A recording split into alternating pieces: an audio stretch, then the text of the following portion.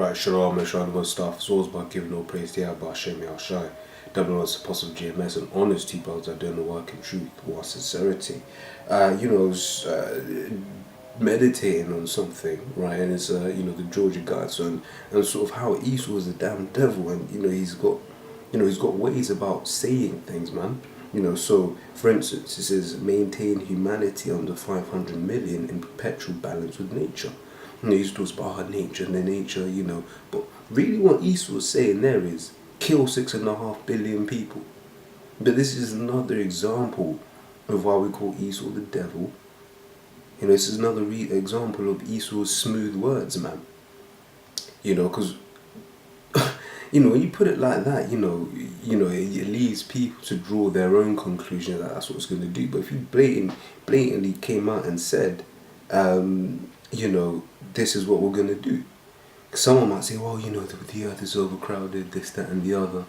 But Esau's the damn devil, man. It says Psalms 55 and 21 says the words of his mouth were smoother than butter, but war was in his heart. His words were softer than oil, yet were they drawn swords. Right? And that's the point. Ask our brother Gad, man. Here it is, Esau wouldn't have been able to survive, but Gad took him in, helped him out, and allowed him so that they could survive the first winter, man. Because here it is when you look at one of these archaeologists look at some of the bones from the first people to arrive. They basically see markings as if to say they were eaten, and why? Because they had no choice but to eat their own. Why? Because they couldn't survive. But what our brother came, helped them out, and look how he repaid them. Because Esau's a damn bastard.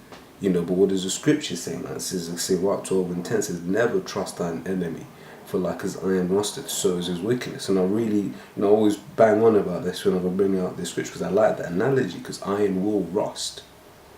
That's just the way it was designed. So what can you extrapolate from that? You can say is, despite how Esau ever, or any of these heathens, in fact 2/3 of our people, or rather those that are elected to be destroyed of our people, to be more correct, they're our enemies too, right? So what's that saying? Your enemy, although he may be nice to you, by nature he will stab you in the back. The scriptures also say, I'm not too sure where, but it's in Sirach, it says a friend is not known in prosperity, man.